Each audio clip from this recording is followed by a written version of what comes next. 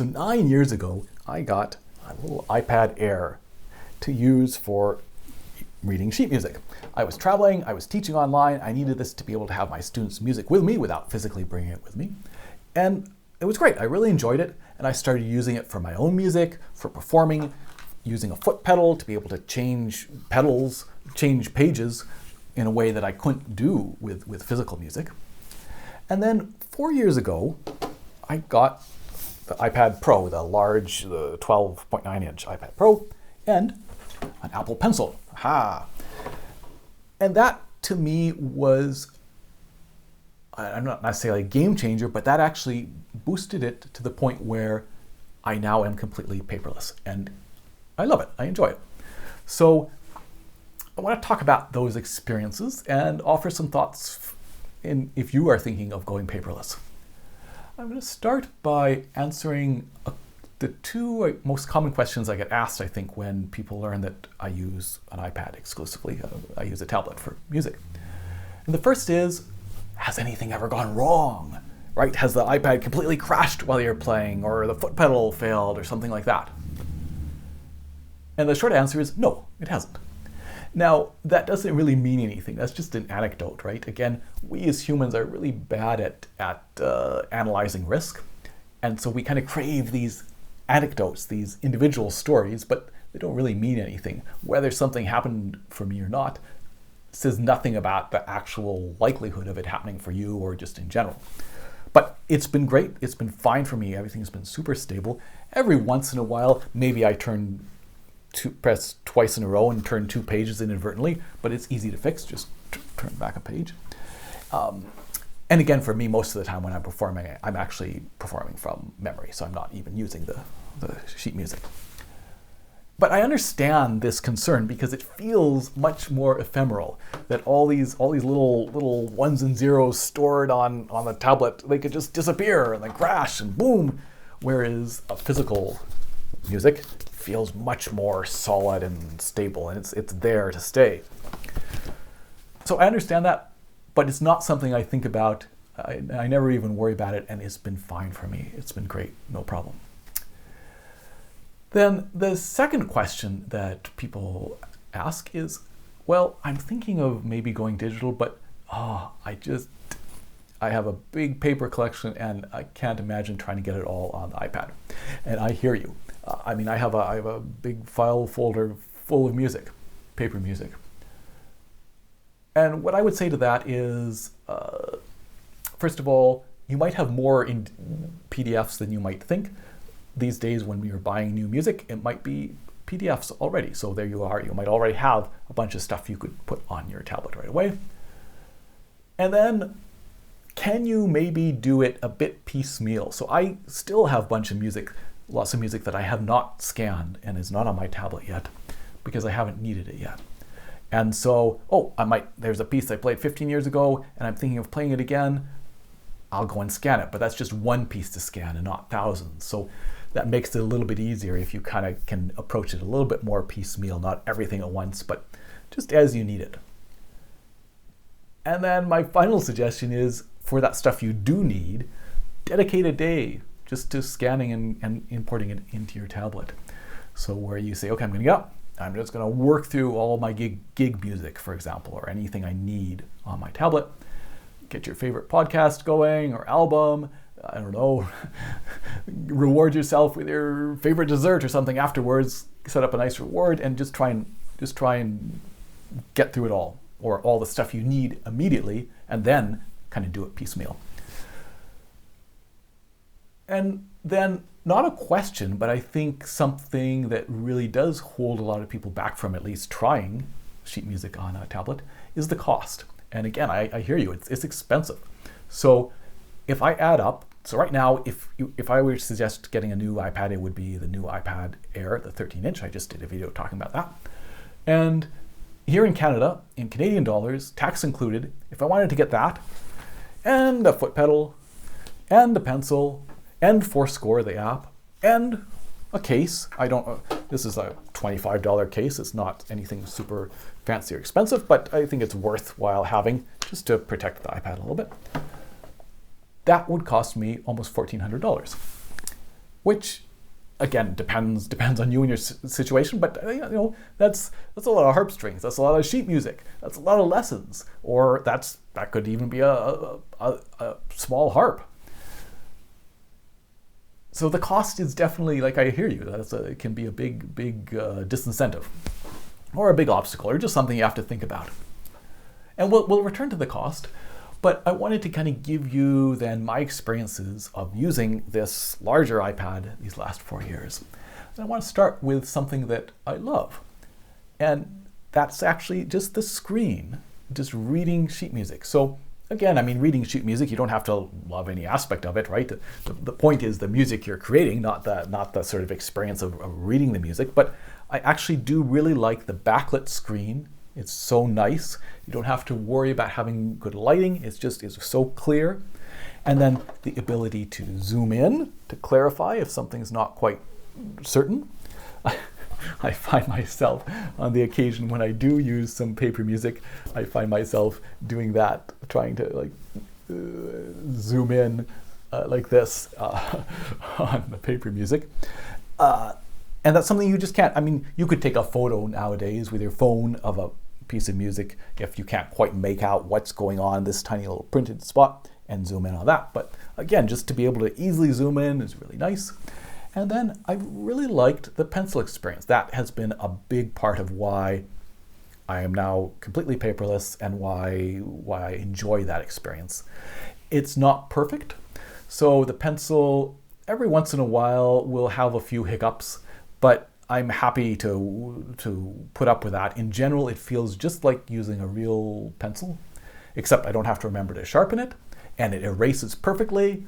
And I can have access to all sorts of different colors if I want, and different layers, and just that experience has been really wonderful as well. So I do really like that experience of reading from it and using the pencil.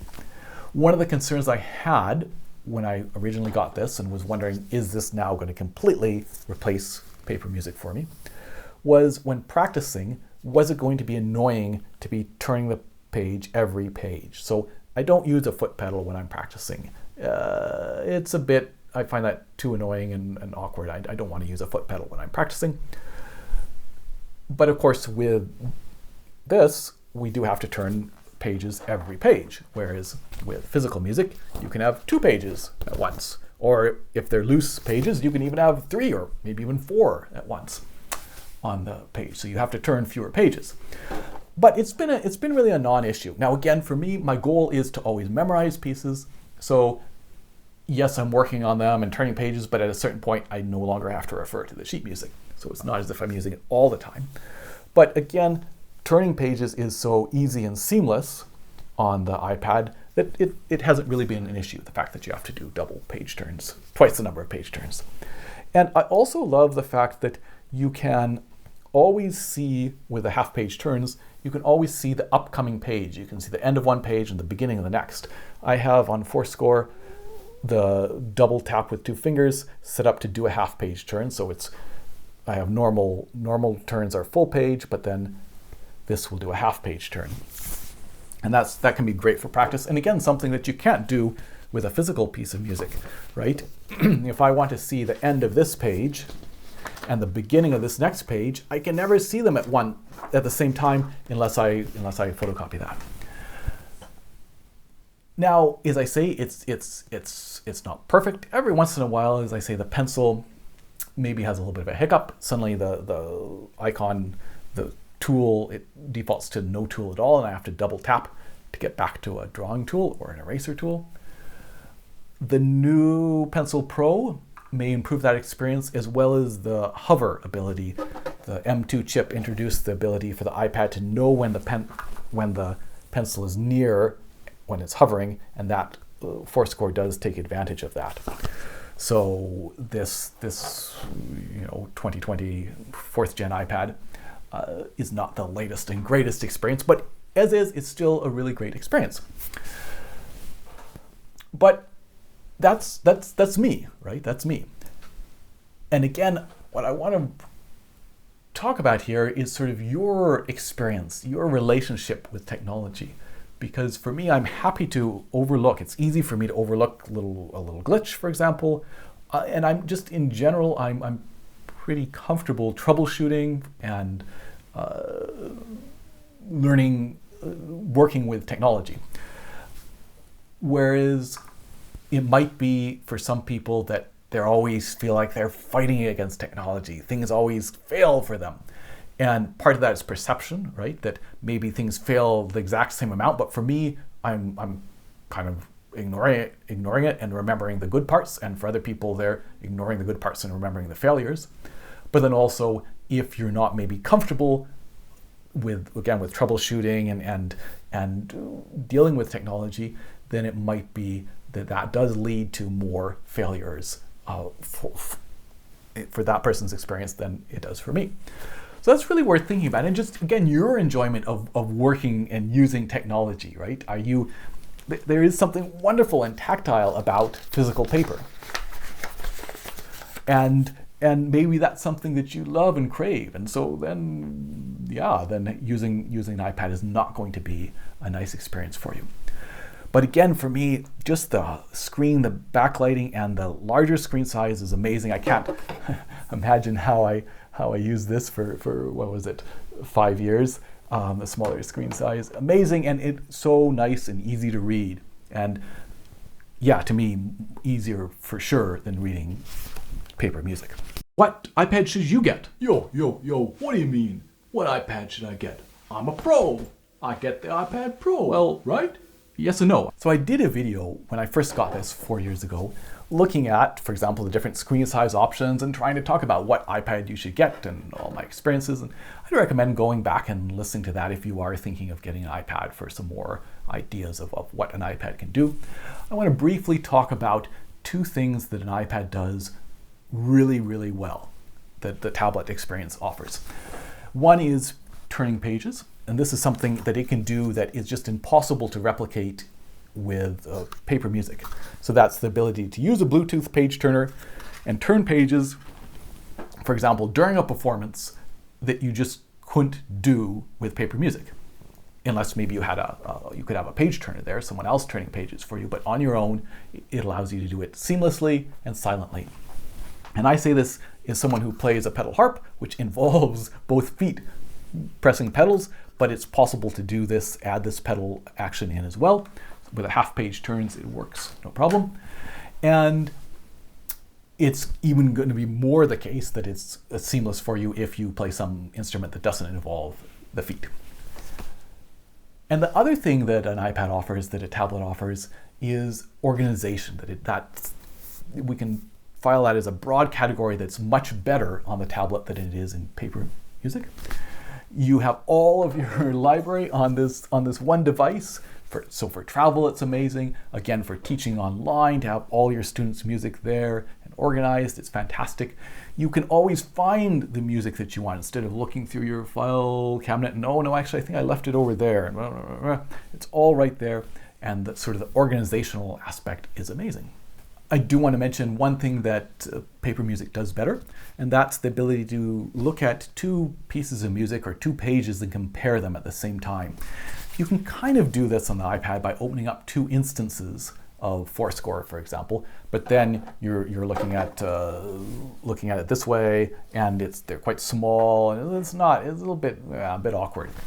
So if you want, for example, to compare, I don't know, the orchestral score with the harp part of a piece of music, your best option is to open that on another device or to have a physical copy of it and compare it with a copy on your iPad. So that is something that paper music does much better than a tablet, unless of course you have two tablets, I suppose. So in conclusion, like for me, my experience then of these last 4 years is, yes, I've made the switch, including practicing and learning new pieces. I use just the iPad.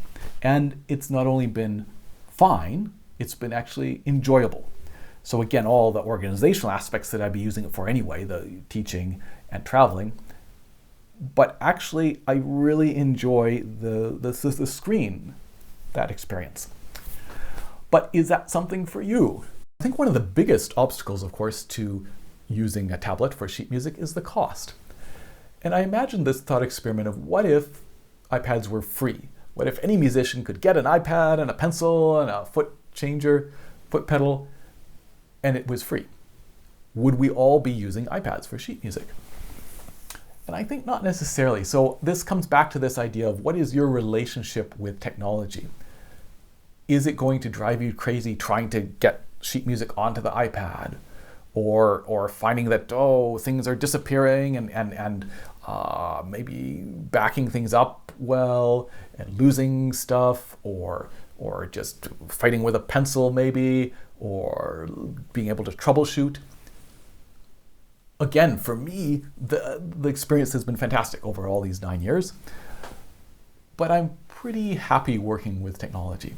So I think there would definitely be people who just are much happier working with physical music. And again, I love, the physical aspect of this, and the memories of the look and the smell sometimes, and just, it's great to use physical paper music as well.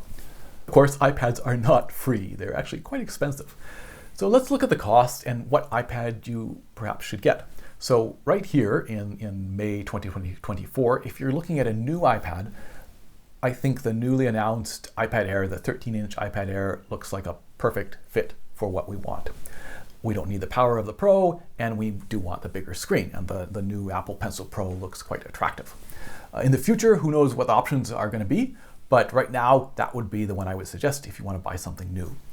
In that video I did looking at the introduction of this new iPad Air, the 13-inch, I compared it, for example, with an older 5th generation iPad Pro, which you could get as a refurb on the Apple Store for slightly cheaper. But looking at it, I felt that it wasn't necessarily worth it because you didn't get the new Apple Pencil, and you also didn't get the hover capability, which was introduced with M2 chips, the ability for the iPad to sense when the pencil is near the screen. So watch that video for a little bit more info there.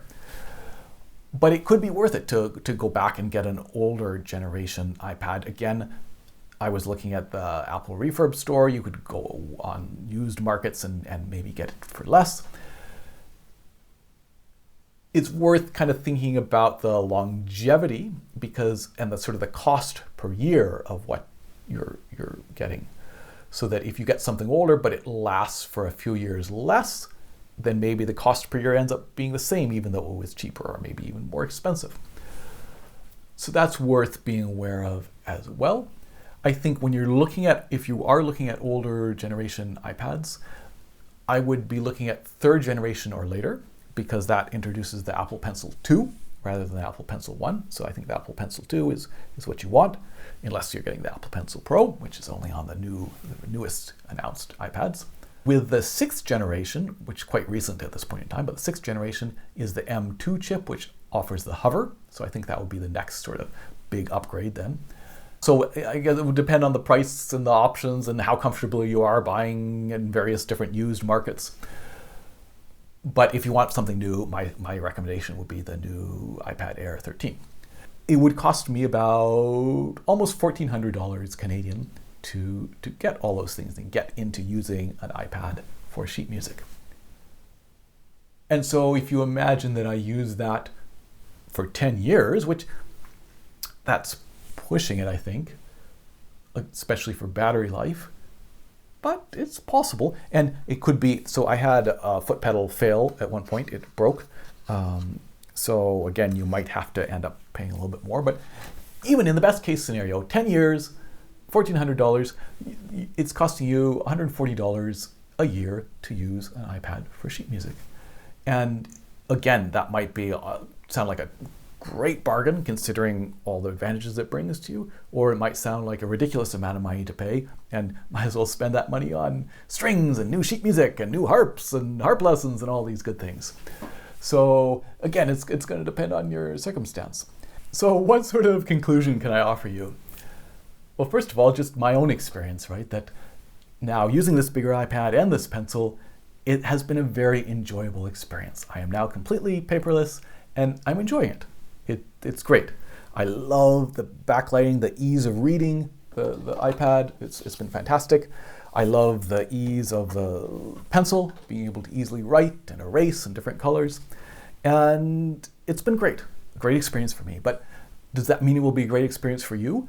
Not necessarily. Again, I like this idea of thinking about your relationship with technology, thinking about other devices you've used. Do you have a feeling you're going to fight with this? Or is it going to be easy for you? Or somewhere in between? Is it going to be enjoyable? Or just another thing to maybe add stress to your life? So thinking about that aspect. And then maybe I'll close with just this idea that, it doesn't really matter in a way, right? These are, in terms of playing beautifully and learning new music, getting better in general, whatever you're reading from, whether you're reading from paper music or from a tablet or a combination of both, that's what matters. Like the time, the practice spent at the instrument, the thought, the working with other musicians, that is what's going to get you better. And this choice of how to read the sheet music is in that sense kind of irrelevant. But again, a tablet could offer you some things that paper music can't do. So if that is important to you, then it's worth considering. So again, I guess my conclusion is it really depends on you. Are the advantages that an iPad brings to you worth it? Is the cost worth it to you? I don't know. I hope my experiences have given you maybe a little taste of what it might be like to use an iPad, and that there is something useful in here for you in terms of you making your own decision on what it is you use to read sheet music. Cheers.